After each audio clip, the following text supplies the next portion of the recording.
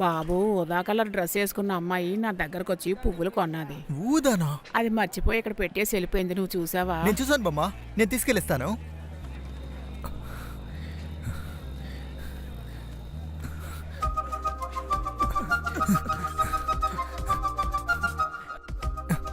తప్పుకోండి.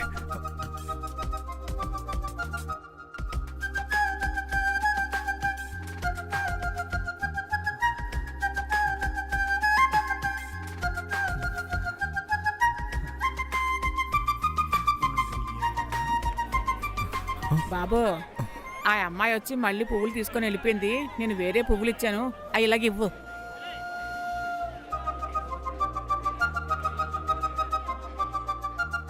మా ఊరి జ్యోతినగర్ భద్రకాళి అమ్మన్ గుడి 28వ సంవత్సరం జాతర సందర్భంగా 7 స్టార్ గ్రూప్స్ జరిపే 8వ రోజైన పసుపు నీళ్ళ సంబరాలు చాలా గొప్పగా కొనసాగుతోంది.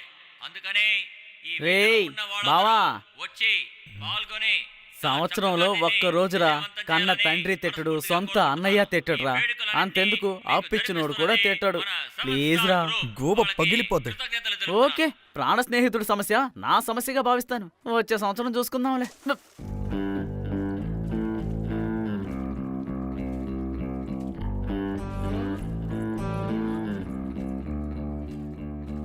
వచ్చిన పని అయిపోయేదాకా నాకు ఇదే పరిస్థితి.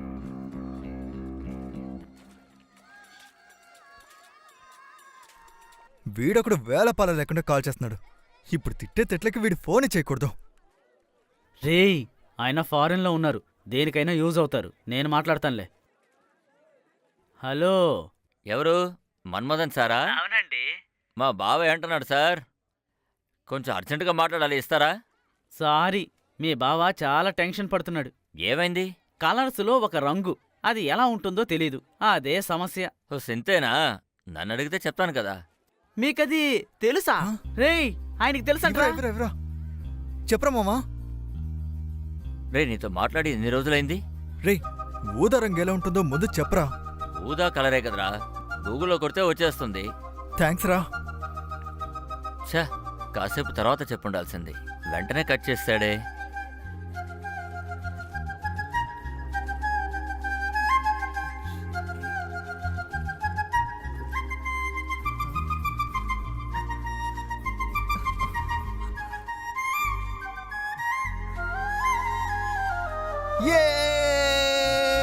రేయ్ బావా,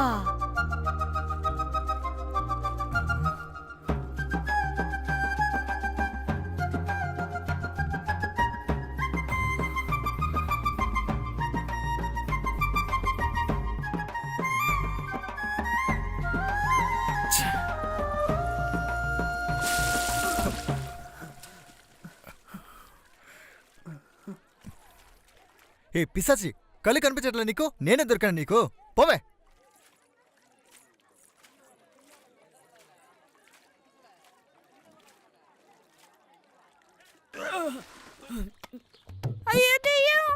ఏంటి దెయ్యమా? ఆ?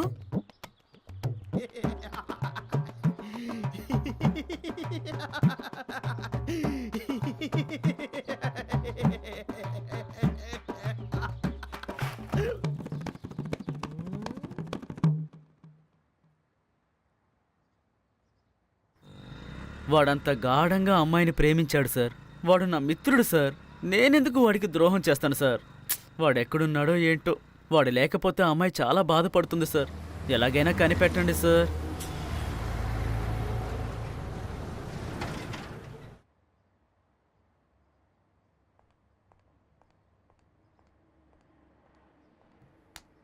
పక్క కూర్చోరా.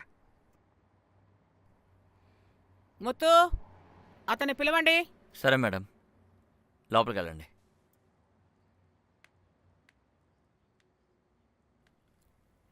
నమస్కారం అమ్మా.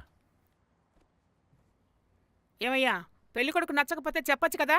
ఏం చేసావా అబ్బాయిని? నేను అటువంటి వాడిని సరే సరే, ఆల్రెడీ ఎంక్వైరీ జరిగిపోయింది. ఇప్పటికి నువ్వు ఇంటికి వెళ్ళావు.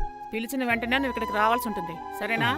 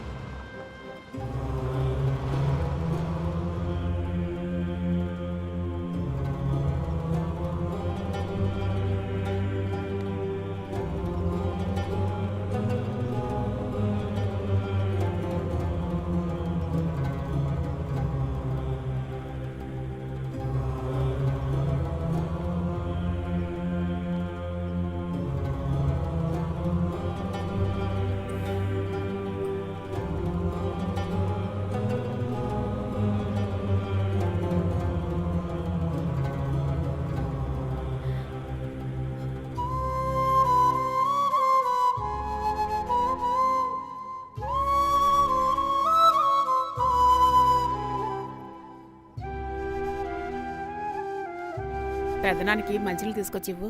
అలాగే బామ్మ.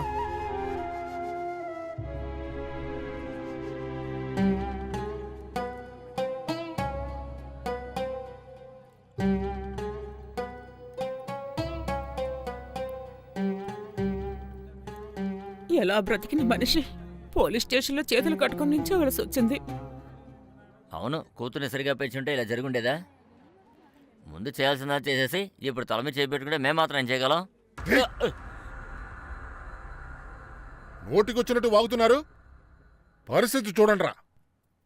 ఈరోజు ఇతనికి ఏర్పడింది మనకి ఏర్పడితే మనము అలాగే చేస్తాంరా. ఇతను కావాలనుకున్నోళ్ళు ఇక్కడ ఉండండి, మిగతా వాళ్ళు బయటికి దోబేయండి.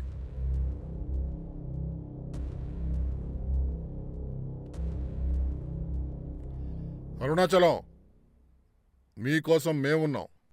ఎవరైనా లేచి బయటికి వెళ్ళారా? అదే బంధువులు అంటే.